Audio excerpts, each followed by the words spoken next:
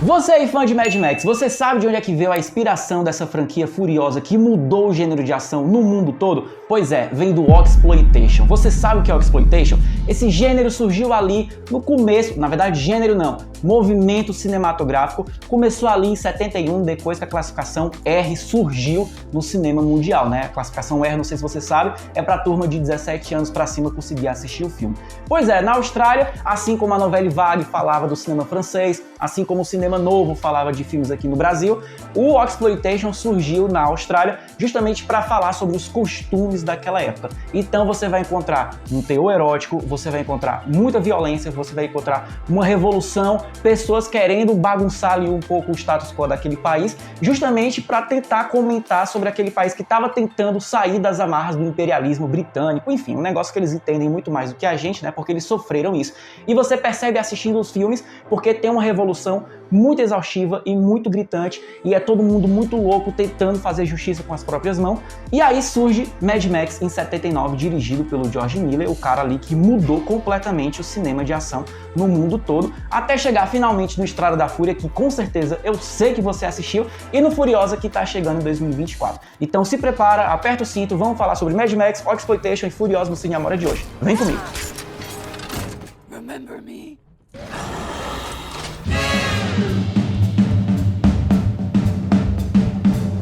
Sejam todos bem-vindos, meus amigos furiosos, ao Cine Amora. Você que tá caindo de paraquedas, já se inscreve, comenta aqui. Você gosta do Mad Max? Gostou do cenário Cine Amora? Então fique bem confortável e volte sempre, porque toda semana estamos apresentando o mais tipo de variado conteúdo para você sobre cinema, beleza? Essa arte que todo mundo ama. Hoje nós vamos conversar sobre o Oxploitation, esse movimento cinematográfico, até chegar no Furiosa, que tá estreando em 2024. Finalmente esse filme tá estreando em 2024. Você com certeza viu o trailer, que trailer incrível, que franquia maravilhosa. Eu amo Mad Max, vocês gostam de Mad Max, que eu sei, todo mundo gosta de Mad Max. Mas o Mad Max não surgiu em 2015 com o Estrada da Fúria, né? Diferentemente do que todo mundo pensa. Porque ele ficou ali descansando durante 30 anos, né? O último filme foi, sei lá, de 85, acho que foi 85. Chegou em 2015 o Estrada da Fúria, mudou ali o protagonismo, que antes era o Mel Gibson, né? O personagem título, o Max Rokatansky. Inclusive, os personagens da franquia Mad Max têm um nome melhor do que o outro. Olha o nome do cara, Max Rokatansky, né? Então tá, falando sobre curiosidades de Mad Max até chegar no Furiosa. George Miller, o diretor, antes de ser cineasta, ele era um médico. Pois é, ele era um médico e ele salvava vidas, ele cuidava das pessoas, ele ficou de saco cheio, fez um curso de cinema, ele tinha pouca grana, então ele chamou os amigos, o produtor era brother dele, a parceria ali total, vamos ali fazer um filme australiano, os moleques ali tentando aprender sobre cinema e fazer cinema, enfim, eles tinham 300 mil. Tanto que vários carros que eles destroem durante a projeção do filme são carros deles próprios da produção. Aquela van da cena de abertura, que é aquele maluco lá, aquele psicopata tá no carro e passa por cima da van pra não atropelar aquela criança. Pois é, aquela van azul ou verde, não tenho certeza, era do George Miller. Então ele só podia fazer aquela cena uma vez, coitado. Se aquele take não desse certo, perderam a van e perderam a cena. Então tinha que dar certo todas as tomadas, né? E também tem outra coisa muito legal do primeiro Mad Max de 79. O design de produção não tinha muita grana pra montar cenário, aquelas coisas, né? Então, ó, não faça isso. Você estudante de cinema, por favor, não faça isso. Eles iam gravar a cena numa praia afastada, eles roubavam itens de decoração, assim, de uma sorveteria, de uma farmácia, sabe? Roubavam um monte de coisa, montavam um cenário, gravavam a cena e depois devolviam aqueles itens que ficavam ali na loja, na fachada, né?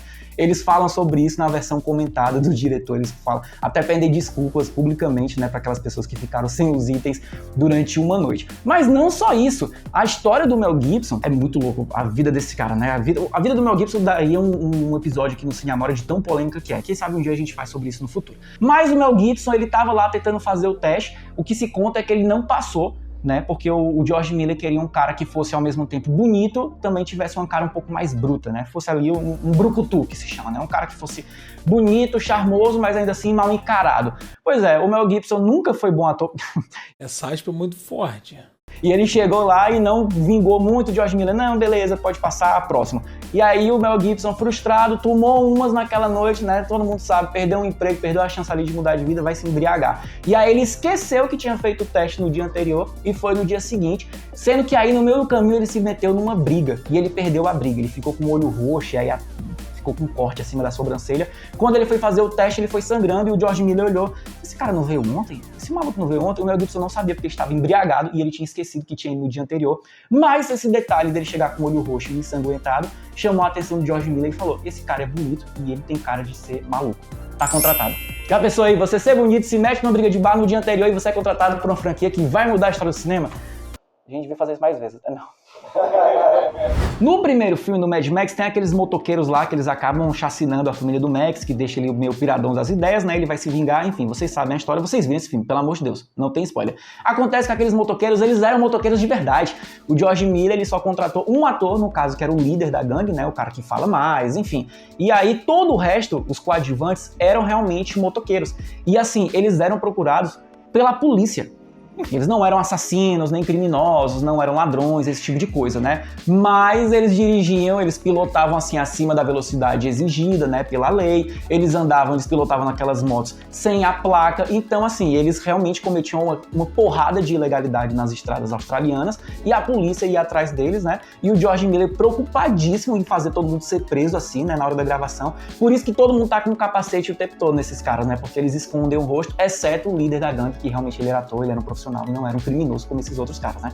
Agora, passando pro Mad Max 2 rapidamente, Mad Max 2 é um dos meus filmes favoritos. Eu gosto muito desse filme, é um filme que estreou em 81. Foi um sucesso o primeiro filme, exceto por um detalhe. O sotaque do Mel Gibson era tão forte que lá nos Estados Unidos eles tiveram que redublar a voz do cidadão, né? Eles tiveram, cara, não tô entendendo o que é que esse maluco tá tentando dizer. E detalhe, é tudo em inglês, né? Redublaram, tanto que se você for comprar realmente o DVD ou o Blu-ray, tem lá uma versão original da voz do Mel Gibson e a versão redublada com esse cara lá que eles contrataram nos Estados Unidos, né? Go ahead. We are 100% snafu. You okay? Go ahead. We're 100% snafu. You okay, Goose? No segundo filme, o George Miller, cara, não quero que o Mel Gibson seja redublado. O que é que eu vou fazer? Ele escreveu simplesmente 15 falas pro maluco falar durante 2 horas de filme, pra não correr o risco dele ser redublado, né? Detalhe, dessas 15 frases que ele diz, 2 se repetem, né? A mesma frase, no caso, ele fala, eu vim aqui pela gasolina. Alguns anos depois, ele fez o Mad Max 3, Além da Cúpula do Trovão, que tem ali a Tina Turner como vilã, né? A Tina Turner tava explodindo a boca do balão, fazendo sucesso assim, desgraçado, e foi lá e contratou a mulher, e ela também, além de linda e talentosa, ela é uma ótima atriz, mas o filme foi um fracasso, pelo menos para o George Miller. Ele não gostou muito do resultado final, não curtiu muito as cenas de ação, não gostou do design de produção, e você percebe isso no filme. No meio do caminho ele fica um pouco aquém do que eram os outros 2 anteriores, né? E por isso a carreira do George Miller deu ali uma capotada assim, me permitindo aqui a hipérbole. Ele depois foi fazer Baby, um porquinho na cidade, como é o nome do filme? O Baby, o porquinho atrapalhado, sei lá o nome do filme. Isso é ridículo, mãe. E depois ele fez... Baby é incrível, eu amo Baby, mas depois ele fez aqueles 2 rap feat, aí eu acho um puta desperdício. Não me empurra que eu já tô na beira, tentando não fazer doer. O cara é uma mente maluca, descomunal, assim, descontrolada, querendo fazer cinema de ação, de gente doida, perturbada, né? Inclusive eu fico muito feliz que nenhum ator profissional morreu. Enfim, aí ele foi fazer um rap feat, não, eu vou fazer filme aqui pra criançada, não sei o que, eu acho até que ele ganhou o Oscar de melhor animação. Enfim, desperdício, perdeu tempo ali, não era pra ter feito esse filme, mas enfim. E aí, se você for parar pra pensar, durante muitos anos, inclusive, ele disse que queria ter feito o Estrada da Fúria em animação 3D. No, God, please, no! No! Graças aos deuses do cinema, que algum ser de bem iluminou a cabeça desse diretor e disse, rapaz, você tá louco? Você quer filmar esse roteiro maravilhoso, transformar em uma animação 3D? Nada contra animações 3D, eu amo animação, mas caraca, você ia desperdiçar a oportunidade de ver a belíssima Charlize Theron chutando bundas como a Furiosa no Estrada da Fúria? Rapaz, Estrada da Fúria, falar sobre esse filme, pensar na existência dele, me dá vontade de rever e rever e rever. Esse filme é incrível, esse filme ele é da raiva de tão bem feito que ele é.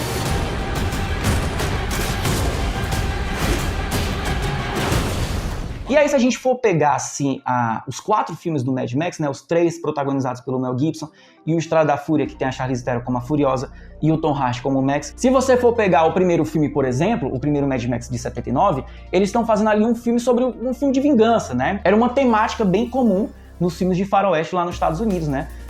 Então eles estão pegando ali e transformando o movimento cinematográfico, no caso, o exploitation, num faroeste. O primeiro filme é um filme de vingança, o segundo filme é um filme de defesa do forte, também um tema muito recorrente nos faroestes norte-americanos, e o terceiro filme é um filme de redenção, quase como se fosse os brutos também amam, né?